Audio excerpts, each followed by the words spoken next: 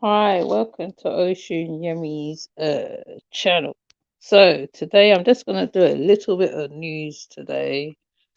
Um, a lot have been going on, particularly um over here. There's been some uh stuff going on in Africa as well. But I'll probably have to cover that at a later date because I feel that there's a lot impacting on that, and not only that, the protests that happened, because as you know, I was talking about the Stockholm barge for a very long time. No, for a while. I think I spoke about the Stockholm barge. I had an interview with Salama, who immigrated to the Netherlands. So I also had a lot of conversations yesterday with people about the Stockholm barge, not the Stockholm barge, about the protest that happened the other day. Um, there's been a whole heat going on. I mean, I need to actually try and cover some of it because some of it is relevant to what's going on. The other day, there was an election over here, and I think Sadiq Khan won. There was the opposition side booed him, and I think they got escorted out of whatever they got the results from, or whatever the case may be. Um,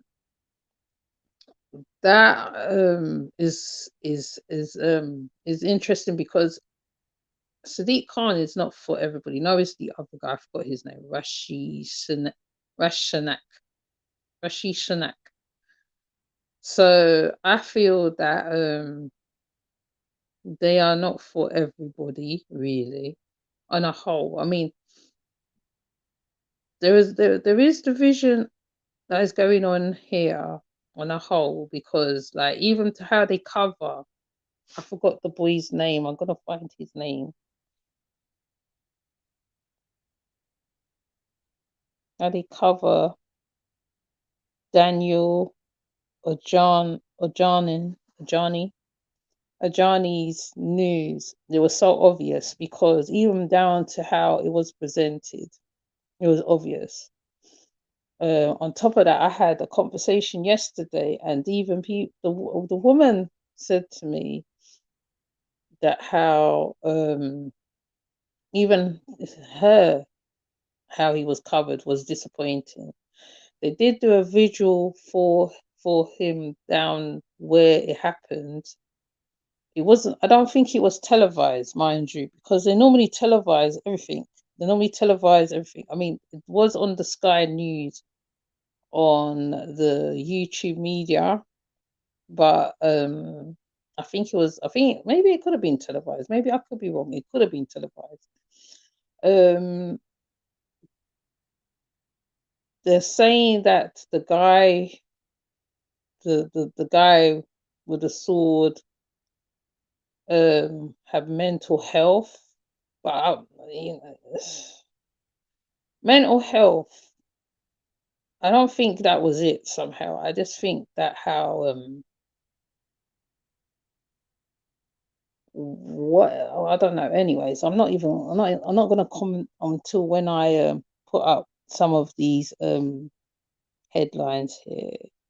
Basically, they said that Daniel was very much loved by people. He's well loved in the area where he was, and it's just like, wow. Let me see if I could remember, remember or recap. Right, let's.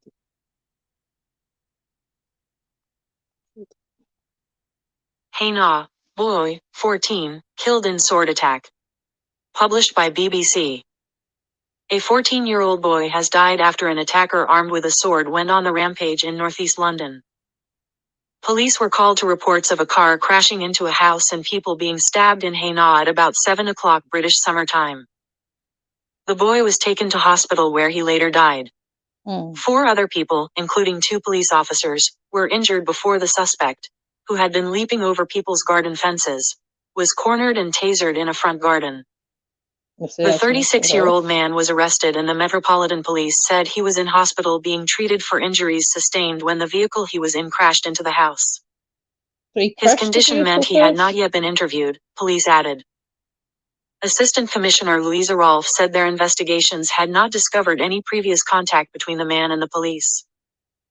Chaos, Hainaut attack witnesses describe attack horror. Truly horrific, how the Hainaut attack unfolded. Footage shared on social media showed a man with a long knife in line close. Sup Stuart Bell acknowledged there would be, understandably, a desire for answers and an explanation as to what happened, and officers were working to establish the full facts. Footage taken by a bystander at the scene shows the alleged attacker. Sup Bell said the 2 Met officers had suffered wounds requiring surgery. He described the officer's stab wounds as significant, but not life-threatening.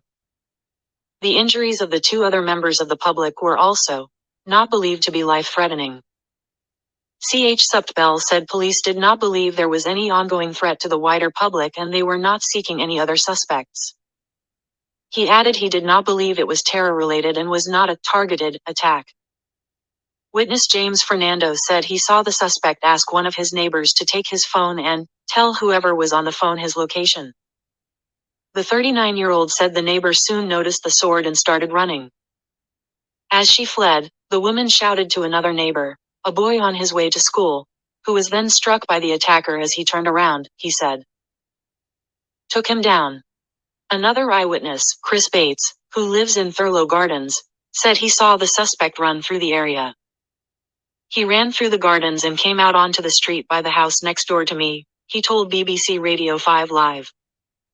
The police were there. He then ran down to 2 doors down, and tried to get on the sort of scaffold, and they tasered him and took him down. Manpreet Singh, who also witnessed the attack, told BBC Radio 5 Live he had walked out of an office when he heard chaos on the other side of the road. I saw a group of people, 5 or 6 of them, trying to fight off a guy. He had a sword in his hand, he said.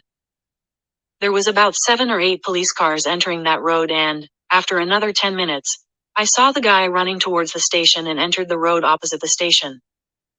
He tried to get into one of the houses but couldn't get into it and that's when they tasered him. Hainaut London Underground station was closed during the incident and local buses were diverted. Sup Bell said the boy's family was being supported by specialist officers at this unimaginably difficult time. Mayor of London Sadiq Khan said, I'm sure I speak for the entire city when I say our thoughts are with this young child and his family.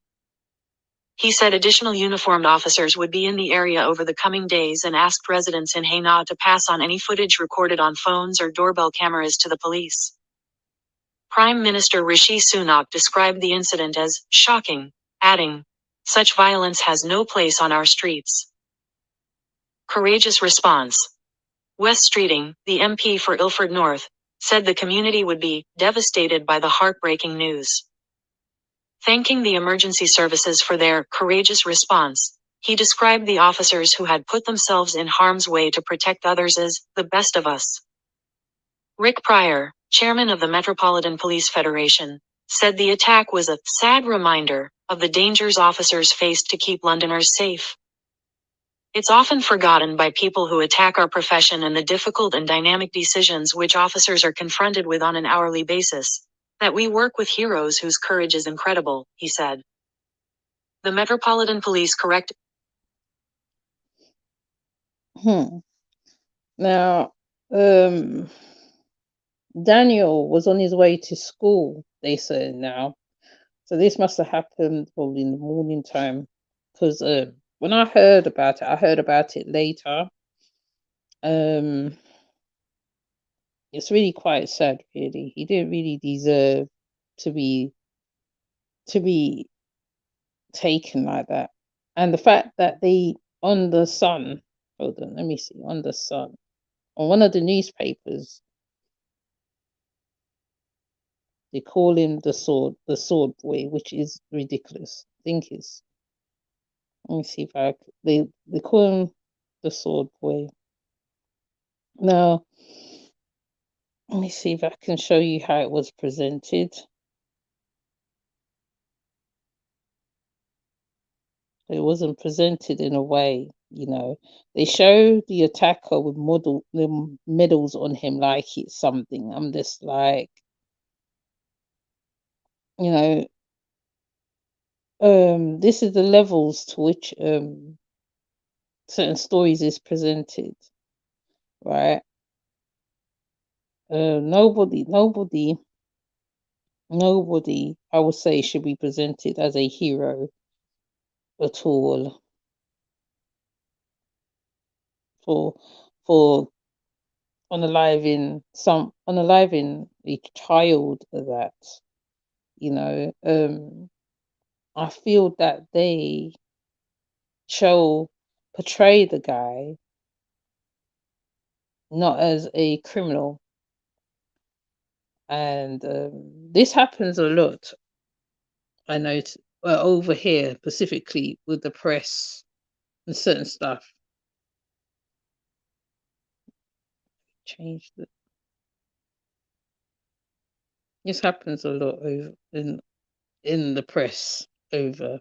I would say over here because I can't give no other examples. Well, most examples, like they seem to make the. What can I say? They make the person who's done the crime like a model citizen, a model whatever. It's the same with serial killers, which is what when I spoke about the serpent on the dark side, Jeffrey Dahmer, it's like they give the perpetrator that one up when really the boy is the victim here because he's an innocent victim. He was on his way to school.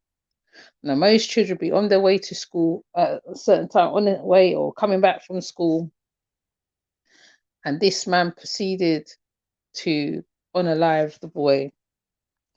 So they said that there is a CCTV. Hold on, let me see. Let me see, I could get it.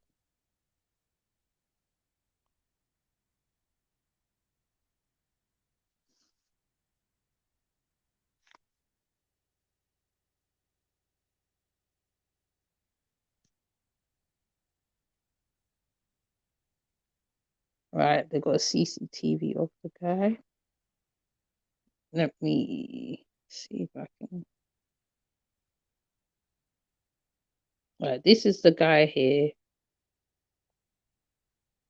Let me see if I can start it.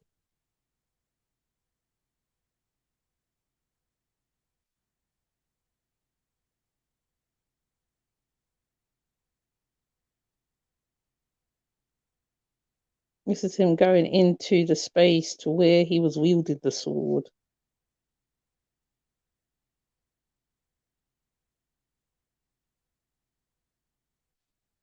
I'll not make it bigger. Oh, that's not very good. No, it's not very good. Anyways, where was I going? Oh yes, I forgot where I was going.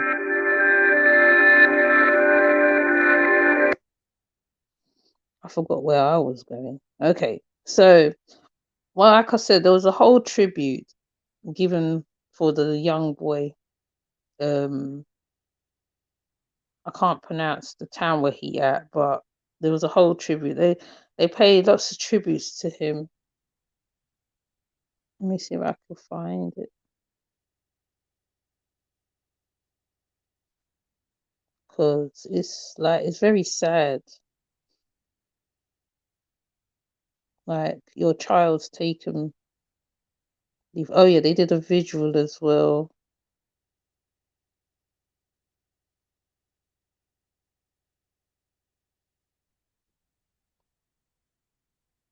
Let me see. I know I'm doing this very slowly. You know why I'm doing this because I wanna I want to actually highlight this boy's passing, you know. Till I'm going on, somebody to lean on. Please swallow your pride till I'm happy that you won't let go. This is your part, all of us. You just call.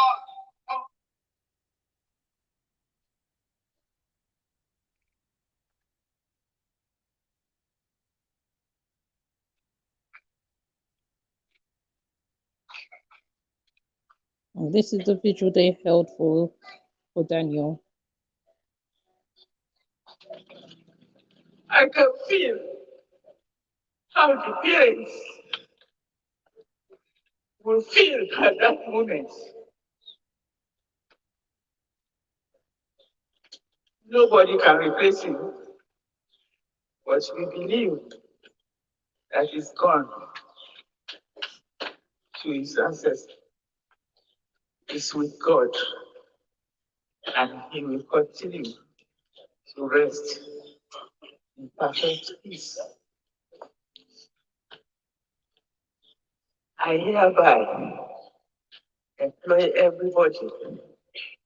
When you are walking, you are driving, always look at your back. Look around.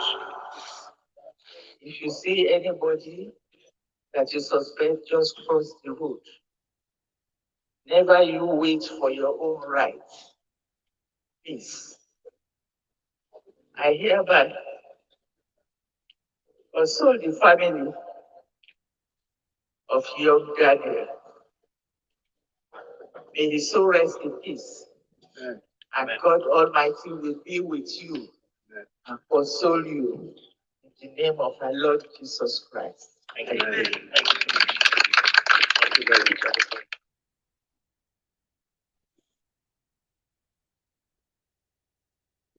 And it's sad, that's very sad. And he's only a young boy. Let me see, I can get an image of him.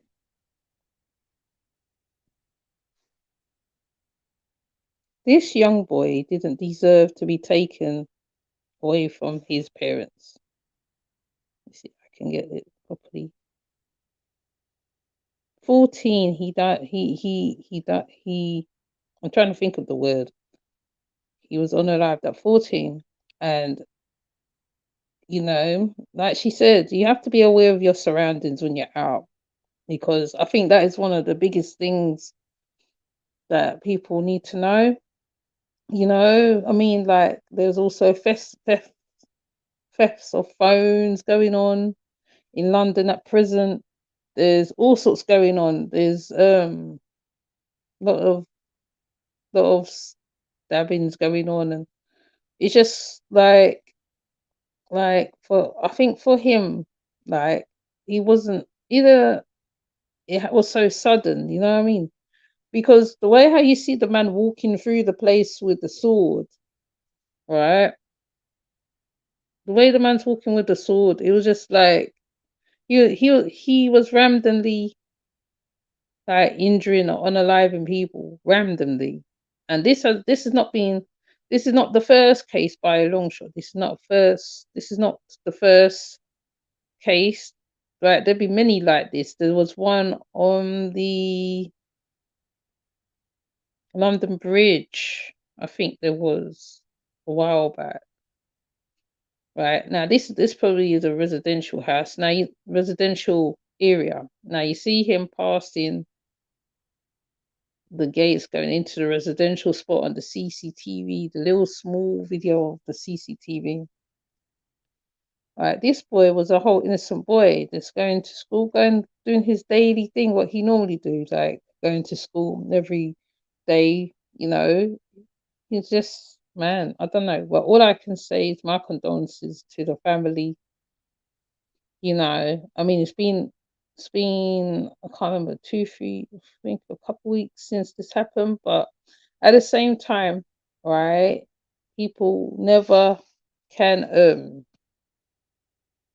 forget. about things like this, because like this is a sad time for his family right now. You know what I'm saying? So yeah. So I just thought I highlight him initially. I have highlighted him on the community wall, but sometimes that's not enough. Sometimes you just need to verbalize it. So yeah. So my condolences to his family. May he rest in power. Right. And the other one that happened, I think last week, was a protest where asylum seekers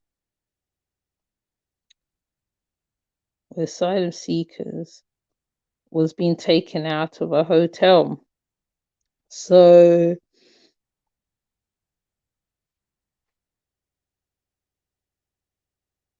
there was a protest. This is not it. There was a protest down in the middle of Peckham, I think, just before Camberwell. At first, there was around the coach, and gradually, it looked like after how much hours it spilled out onto the road. There's a lot of local media. What was there? Well, some big media was there. Bloggers was there, because you see them all on different media spaces. I did take some pictures of them sitting down in a huddle, mind you, and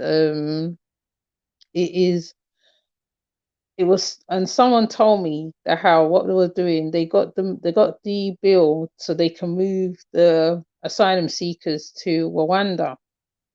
So what they were doing was taking the asylum seekers out of the hotels. They've been doing this for a while, actually.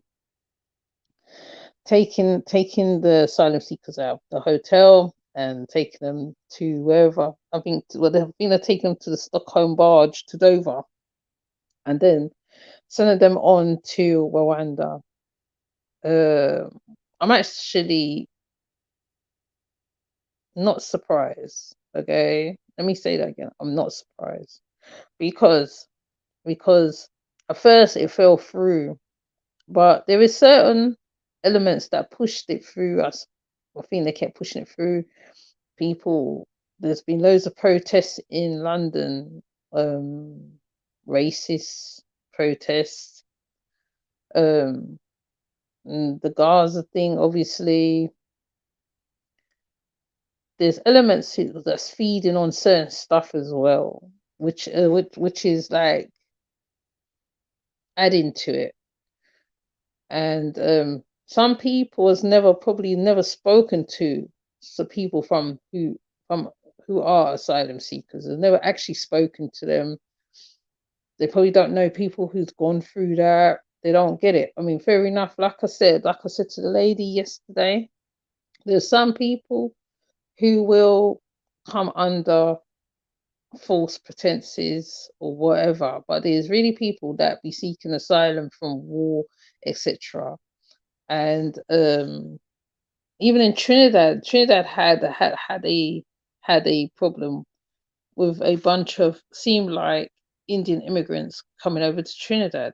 There was immigrants coming over to Jamaica, right? So anyway, but the protests literally spilled out and erupted between the police and the protesters.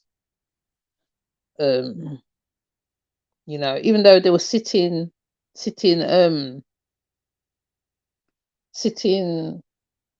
in the road protesting and stuff.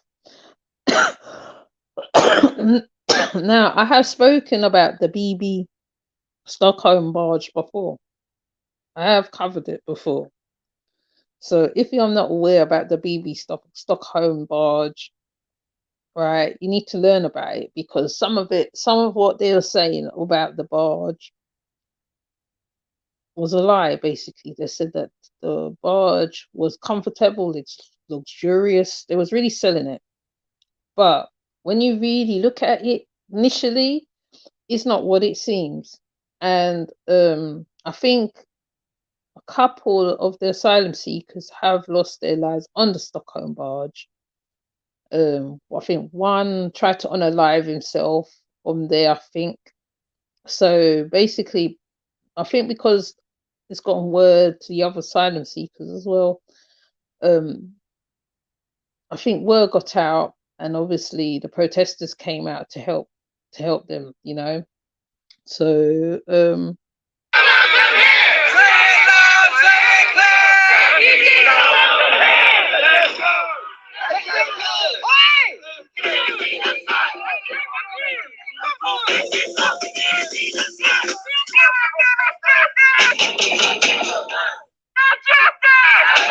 people are out here today because they care about their friends who are being relocated against their will to the rancid barge that is the Bibi Stockholm. We will stay here until we're sure that our friends are safe. And while the government continue to threaten our friends with removal to an unsanitary and frankly despicable type of accommodation, we will continue to stay out and defend our friends. The government finds it convenient to place these people as scapegoats and thinks by punishing them, they make everyone else feel better. We oppose that and we think it's absolutely wrong. And while the government may try to even breach international law to move these people, they can't break the bonds and the friendships that people have in the community.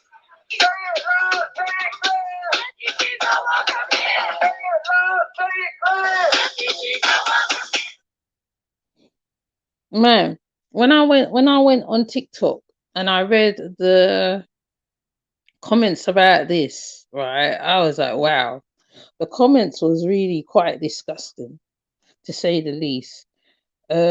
Because even people from here, they literally immigrate to other countries as well, right? And I was like, wow, like the comments was something else. I'm gonna find it so I can read some.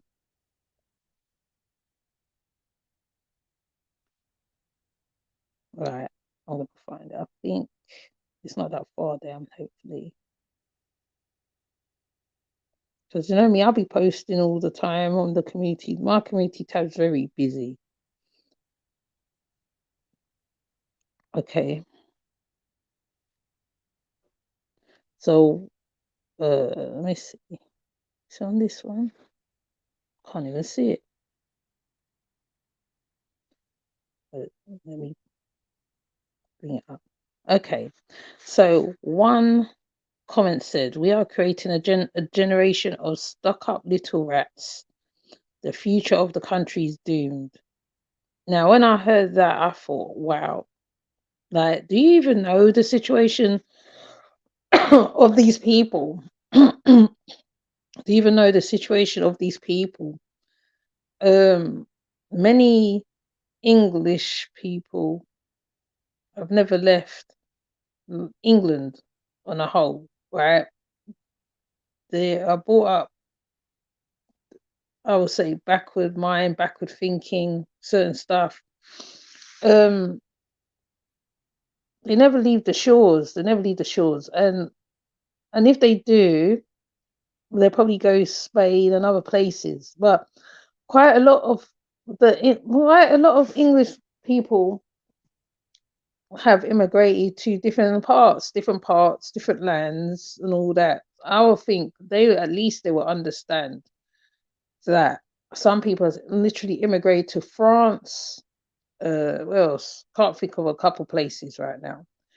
So when you're saying that, I mean, fair enough, right? The students blocking the road, but like someone else who I've spoken to, they said, well, yeah, it will make sense, in it, which it will make sense. But like, at the same time, some people don't get it, you know? They don't get it. Like, they're stuck in, I would say, the old way of thinking. The Windrush generation immigrated here and I'm going to use the Windrush generation as an example. They immigrated here because they was told that the country needed them, etc. Then later on, they was later on said that how there was a wanted here, right? And I'm just like, when I see comments like that, like when I see bigoted comments like that, it really burns me, because like it can be anybody that you in contact with, whatever, because sometimes, right, people will be behind the computer typing out whatever, saying whatever, and right, some people, like, you might even know them, like, we know these things, like there is no, like, people have a problem with what it is, or what seems to be. But this is what happens, yeah. Something is put to start something, and then it's propaganda spreaded, which is the same thing with the Stockholm barge. Made us luxurious, made us this, they have computer, they have this, that, whatever. It's not so. It's not so. When you're living in something the size of a car bay,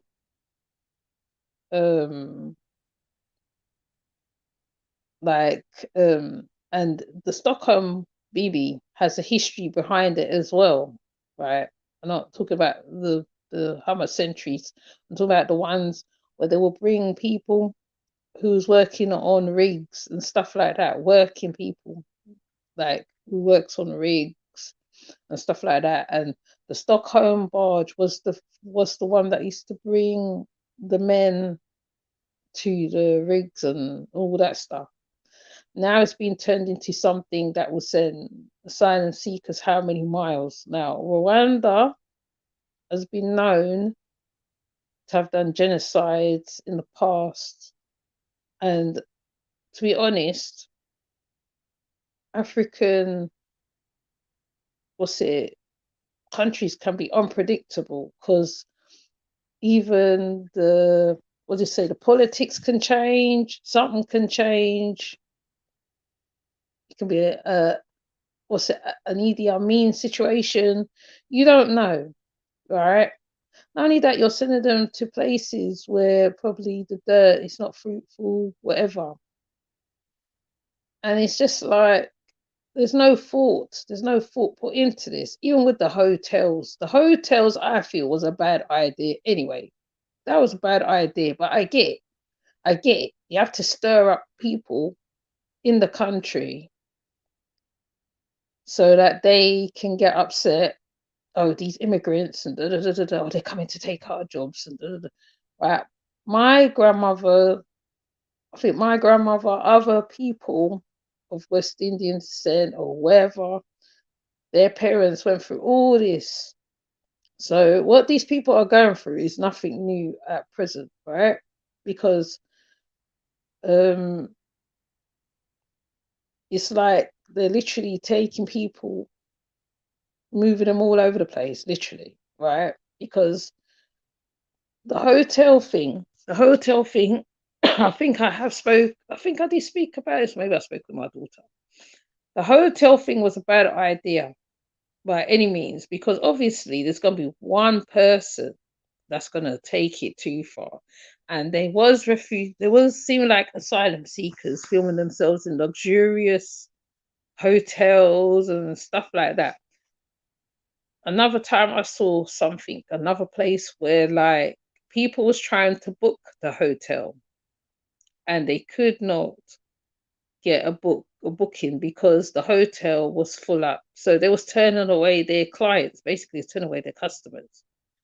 And like, it causes, when you cause a reaction, right, you have to have a solution to it. Then the reactions, obviously, from the people, right, is going to be, but these people, because you know there is old heads in London who thinks, or England, who thinks a certain way, right? They think a certain way. There goes all them foreigners, right? There is old heads who literally think like this. It's old heads who still to this day call people colours and all that, right? So it's like you're inciting stuff. And for ages they've been trying to incite stuff over here for ages, for ages. So these students or whatever, I don't know whether they're students or whoever decided to protest. I mean, it got out of hand. Yes, it did get out of hand. Right. They decided to protest because um not only was they removing them, it's where they're going to send them to as well. Remember, there was protests near the the BB Stockholm barge itself. There was asbestos found on the barge, right? There's no, I don't know. I'm not saying that they have to make it comfortable or whatever the case may be, right? I get it. It's a tactic. I get it. I get all that. But at the same time, right? You're putting them in hotels and all this stuff. I don't know whether they thought that it was accepted or by people over here. No, the people would not accept it, right? You have to look at like point of views or whatever. I don't know, right? And it causes a reaction. It causes a reaction. It causes bad reactions. Like I said, bear in mind, most people in this country has never traveled certain places. The next generation is traveling to different places. They're seeing different people. They're meeting different people, different walks of life, different language dialects, different this, that, and the other. Right. I mean, over here was the so-called melting pot of cultures. Right, melting pot of cultures at one point. But even then, now, right, racism shows this ugly head and it shows itself in horrible ways, horrible ways, right? And there was whole parliament things held. Even one lady came onto a show, came onto a, I think it was a TV show or something, and she said something, and the presenter turned to her and he gave her the solution. He said, "Oh, why ain't your son living with you or whatever?" And she couldn't answer it. So people's looking for reasons to hate, to hate. Basically, this is a hate train going on, and it's also, I feel, it's not the asylum seekers' fault in one sense because they're placed where they're placed. Not only that, it takes ages for their paperwork to go through. Ages, right? I can't remember how long. It takes a long time. Some of them want to just work. Just want to work. Mind you, some of the bad ones do get through. Don't even know how. Because like I thought my understanding of the border situation was that they go through all the papers, they find out who's who, but then Interpol's not up no more because the EU, so the EU, I think England's not connected to the EU no more, where Interpol would have told them, well, who is who's a criminal, who's a this, who's a that, who's that. None of that. So there's innocent ones that's in the middle of all this who's really seeking asylum, real asylum seekers, running from war, running from all sorts of stuff. And they're caught in the middle of all this BS. Right. So like I said, the protest took a turn. It took a turn. I don't even know how long they were out there for. But I do remember when I did see them around that coach and I didn't know what was going on.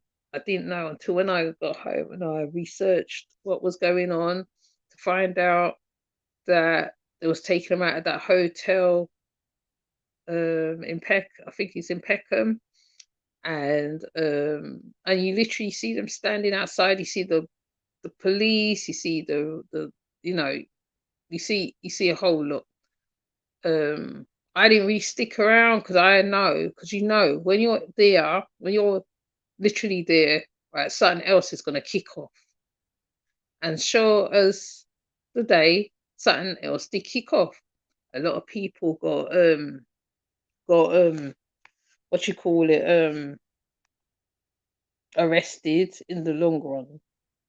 Oh yes, the other comment. I'm supposed to talk about the comments, and like I was going to say make sure they get sacked. Ha ha ha, but they probably don't work anyway. How do you know they don't work? Some of these protesters be working, um there'll be middle class people there, middle class, right? I think the socialist class, or one of the, you don't know. People speculate all sorts of stupidness. So these type of comments is like, mm, I wonder how many of those how many of them protesters will let asylum seekers stay in their houses. Well, they will let them stay in their house. How do you it's like they try to say things so hurtful, right? And the next one said, vote for reform, get us out of this SHIT. Lots of homeless people protesting about people getting housing. Get the water cannon out. Why so soft with them? Ridiculous.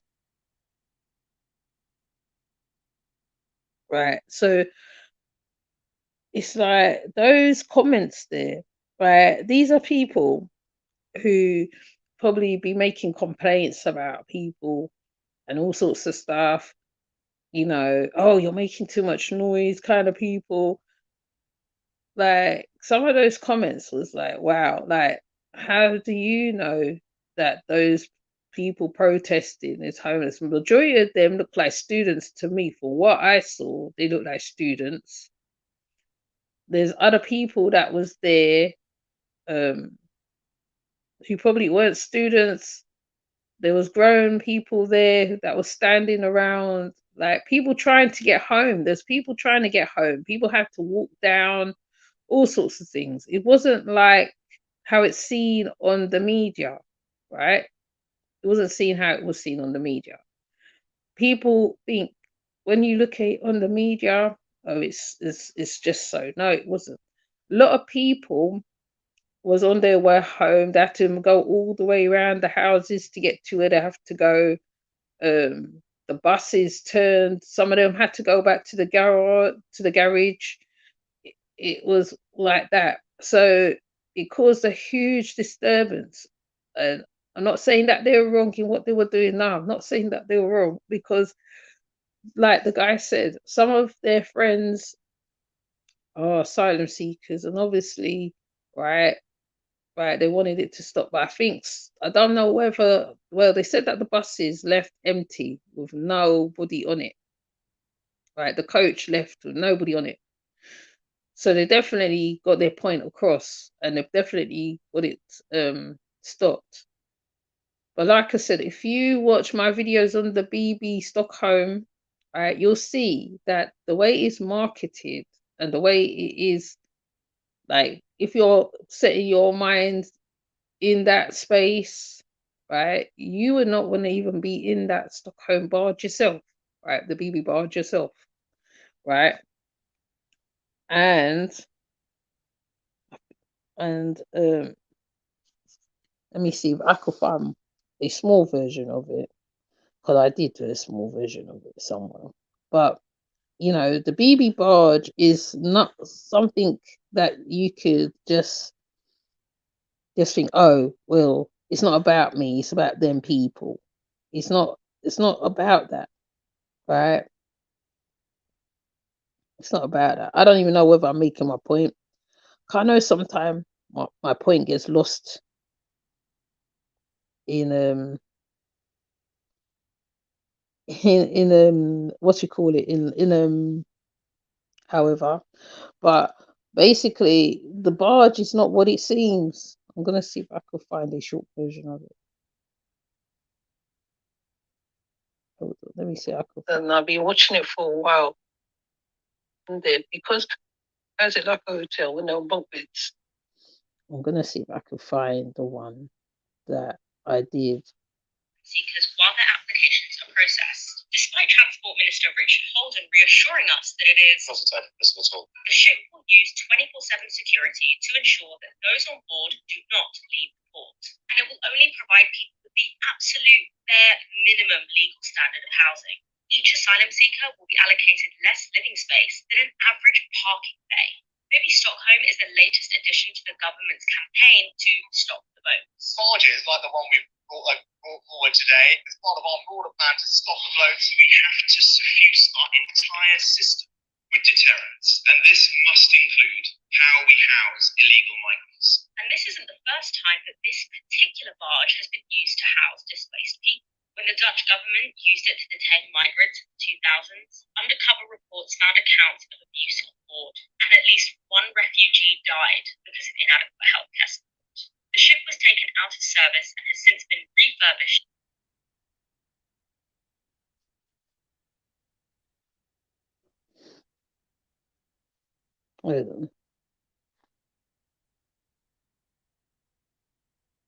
There's another one, another example of that. Hold on. The bacteria, a country or to be on there from month before, couple months, I can't remember the month, but a month when I spoke about it, there was meant to be on there for a while, I can't remember, but instead, right, oh yeah, and plus now on top of that, right, they was going to move them to an island. Now the island apparently would have been, well, they said there was a volcanic island. When I looked up, it's a volcanic island they said they was going to send them to. Now bear in mind there's children on there and all that. Now they market this thing like as though like they're gonna have internet and all this thing on it. One of the people went on there and I think he said he felt a little traumatized. I'm gonna find the statement retaining to that because I think if I show the statement it'll make more sense. Now on top of that, shall I say, because I like to say on top of that. Top of that, over here, when they was having the discussion yesterday, right, they were saying that how people in the UK, like, start clubs and stuff, right, they're not getting, like money and stuff like that, and that how the money is going towards the migrants and stuff like that. Yes, maybe some is in luxury, but I think now it's not so. Me and my friend did talk about this, I think, before, and basically she was saying that how it's just to show to other migrants, look, you can't come over to England because this is how you're going to be treated, right? So they also put them up in hotels, so it's similar to New York City, right?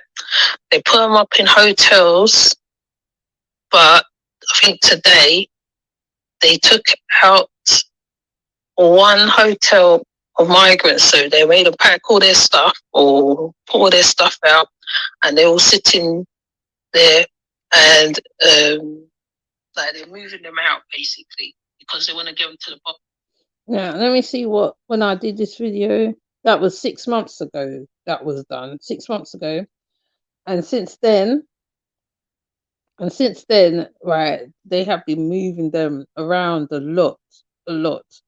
So now it's come down to this now, where because since after this live that I did, when they were emptying out the hotels, right, they started emptying out hotels from different places, different around the country. They've been emptying out hotels and stuff like that.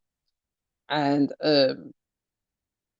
so basically, I think this what happened the other day was just to do, just take everybody out and take them to the barge, take them to the BB barge now, so they can send them on to Rwanda. Now, the bill for Rwanda, let me see if I can find that one, because we have to bring this up to date, because I feel me talking repetitively on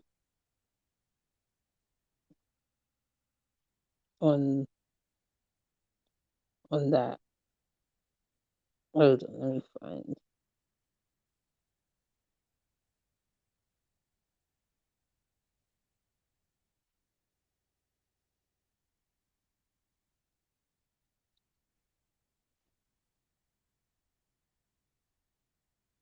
Rwanda admits it can't guarantee how many asylum seekers it will take in from UK. Published by The Guardian. About 52,000 people are eligible under the scheme, but a government spokesperson said Kigali would accept thousands. Rwanda has admitted it cannot guarantee how many people it will take from the UK under Rishi Sunak's deportation scheme. The East African country did not give assurances that the estimated 52,000 asylum seekers in the UK who are eligible to be sent to Kigali would be accepted, instead saying it would be thousands. Yolanda Makolo, a government spokesperson, also described suggestions Rwanda would initially welcome only 200 migrants as a misconception on BBC's Sunday with Laura Kunzberg. Makolo said, "We will be able to welcome the migrants that the UK sends over the lifetime of this partnership. What I cannot tell you is how many thousands we are taking in the first year or the second year.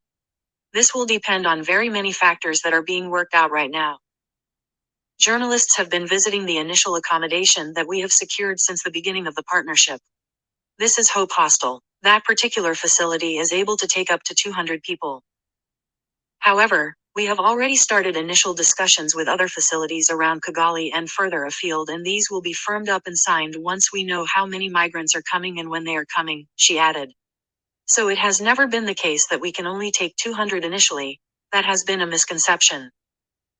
The Rwanda scheme involves sending some asylum seekers who arrive in the UK via irregular routes, including small boat crossings via the Channel, to the East African country.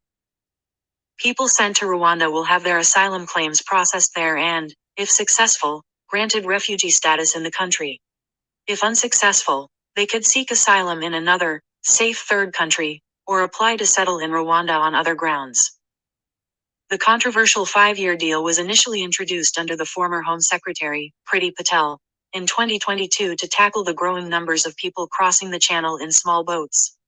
However, it has faced several legal challenges, which have prevented flights from taking off to Kigali. It is estimated the Rwanda scheme has cost at least £300 million already. Makolo told critics of the scheme not to attack Rwanda unjustly, adding, "Living in Rwanda is not a punishment. It is a beautiful country, including the weather." Keir Starmer said Labour would not keep the Rwanda scheme if it wins the next election. Instead, its national campaign coordinator, Pat McFadden, said the party would spend the money set aside for the Rwanda scheme on a proper operation to crack down on the criminal gangs. Responding to Makolo's comments, Yvette Cooper, the shadow Home Secretary, said, "This interview shows that more people have arrived in the last week than are likely to be sent to Rwanda over the next few years, and the Conservatives are just trying to con people with their failing plans." Today, we heard a stark admission that Rwanda can only take a tiny proportion of people who are arriving in the UK, yet the government is spending £500 million of taxpayers' money on this scheme.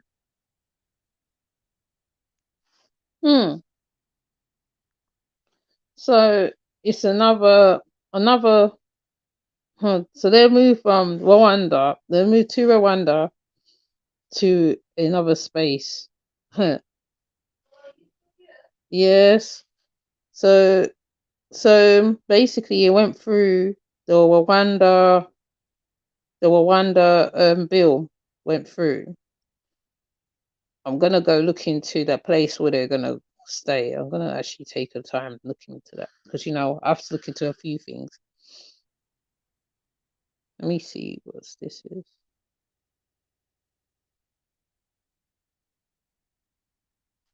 Safety of Rwanda, Asylum and Immigration, Bill. Fact sheet. Published by Gov. UK.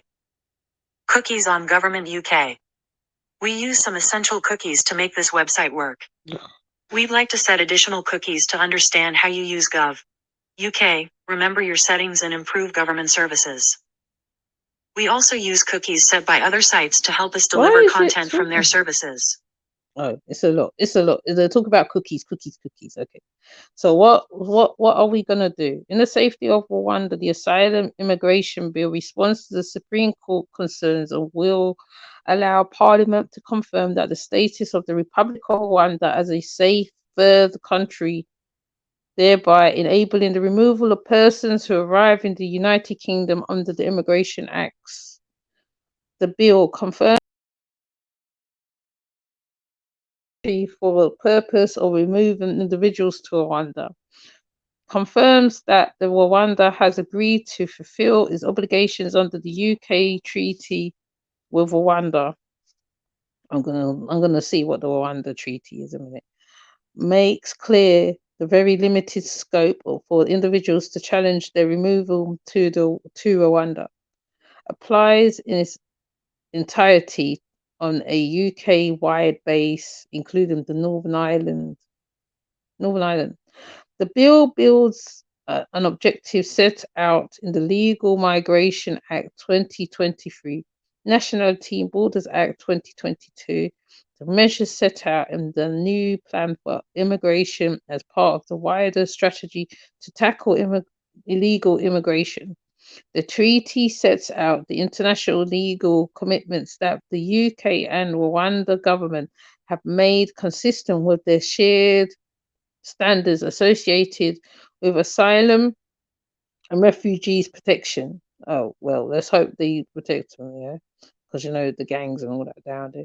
It also commits both governments to deliver against key legal assurances in response to the UK Supreme Court conclusions. Information regarding the improvements made is set out in detail. Evidence packed with represents a material update to the fictional picture considered by the courts. Why do we have the new bill? The overall searching process. Hold on. Okay, is Rwanda really safe? The Supreme Court did not express conclusive view about the risk of Article 3 ill treatment of relocated individuals in Rwanda itself, aside from the risk of reformment. That issue was not the subject of detailed argument at the hearing of the appeal. In the light of its conclusion to refulfillment issues, the Supreme Court considered that it was unnecessary from them to determine it as such. A higher court's determination. The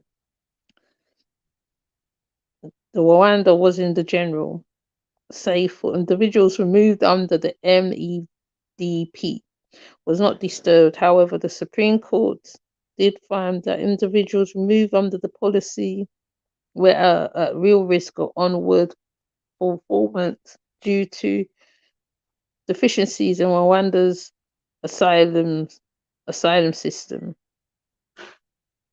It talks about the treaty.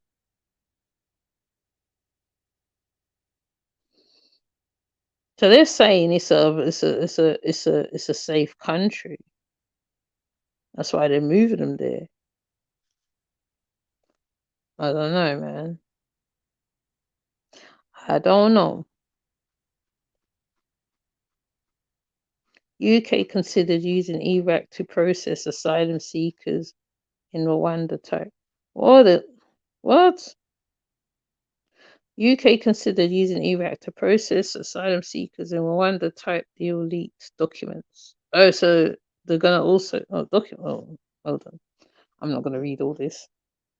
The government at one point considered using Iraq to process asylum seekers in a Rwanda-style scheme, according to documents seen by Sky News. Published by Sky News.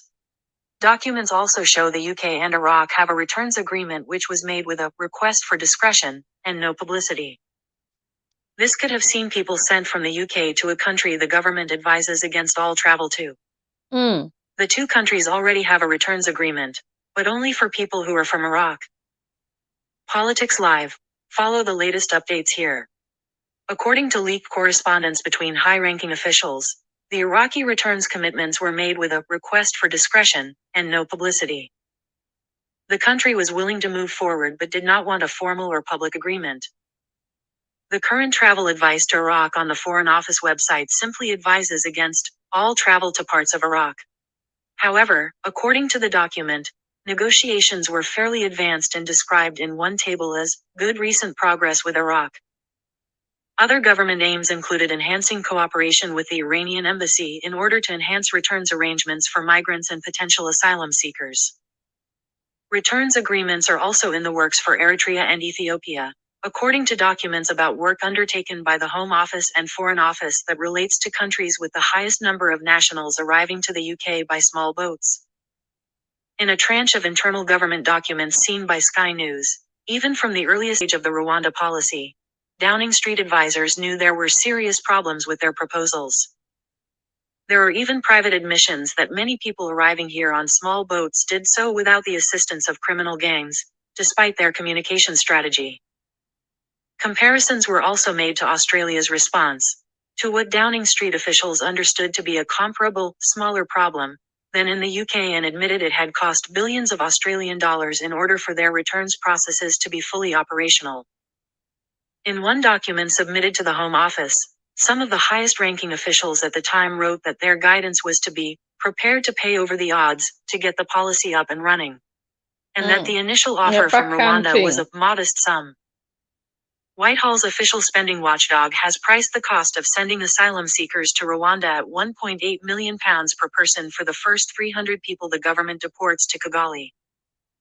It also disclosed that since April 2022 the Home Office has paid £220 million into Rwanda Economic Transformation and Integration Fund, which is designed to support economic growth in Rwanda, and will continue to make payments to cover asylum processing and operational costs for individuals relocated to Rwanda.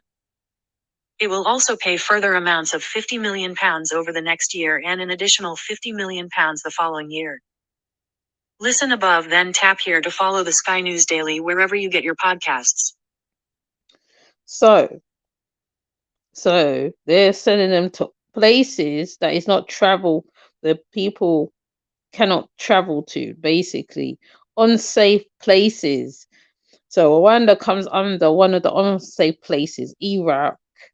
It said Ethiopia, because Ethiopia had some problem over there. I think, was it last year?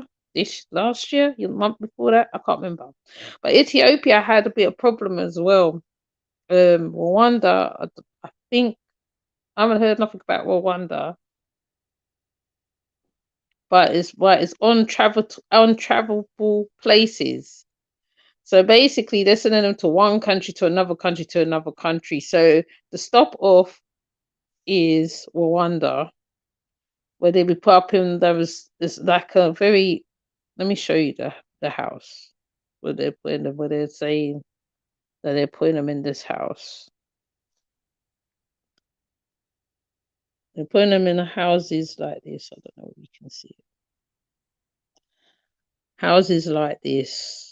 So there'll be many of these houses around different parts of Rwanda. So, it's just crazy, basically.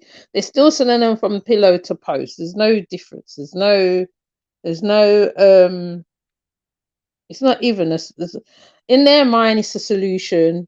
It's not a solution. It's like basically you're still sending them from pillow to post. They probably get bothered. I was gonna say the other word. They'll probably get bothered and all sorts, being that they don't come from the country and all that. So, anyways, I'm gonna leave it right here until I find out a bit more information on this, because the protest is like was like I said, the BB Stockholm barge. I've spoken about it before, mind you. Is this? It really got to me because of the size of it, the room size. There's been many on a live, well, on a live, one person on a live themselves there already. I think there was I can't remember, Legionnaire's disease on the boat. There's been a few stuff that went on that's been going on that boat. Mine, I think I only got about 800 people at the time on it, but the people weren't allowed to leave the boat. They weren't allowed to leave the boat. They weren't even allowed to be able to go around to the local area or none of that. They had to, like, they literally have to stay on that boat.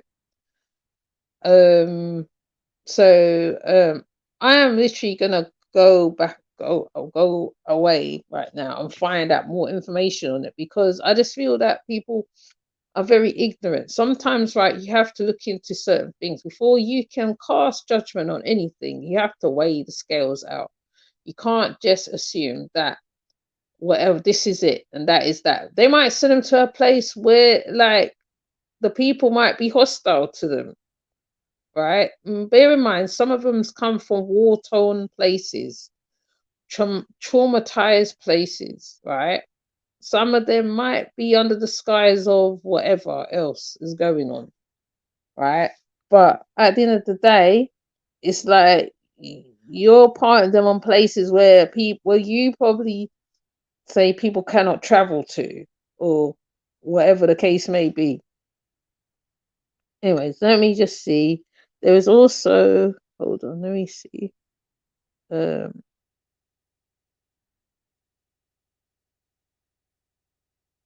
there were some immigrants that reached Trinidad. I think it's Trinidad or Jamaica. No, it's Jamaica. It's Jamaica. Oh, they're not showing the other one.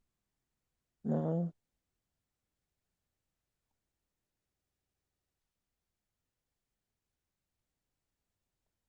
Well, it's not showing it. Okay, I might have to come back on that one. But they had some problems of people, of loads of men that ended up in Jamaica or somewhere, one part of the West Indies, and they had to send them all back. They had to send them all back. So so there is a lot going on. Like I said, I can't even cover half of it. I'll be here if I cover most of what's been going on from last week, week before that, right? Right, I'll be here like over 3 or more hours, because that is, this. But anyway, it still goes back to the migrants. Anyway, they're sending them to places that is like very unsafe places where most of the citizens from here, from the UK, probably would not even travel to. All right, so that's all I'm going to say on that one. Okay, so tell me what you think about all the protests and all that stuff, and the death of the unaliving of the young man. I know people have their own uptake of immigrants and asylum seekers and this and that and the other, but to be honest, I'm not gonna listen to the disrespect, because at one point my gran probably was known as an immigrant to the UK at one point, right? When she came over, became an SCN nurse or whatever, and like the Windrush generation in general.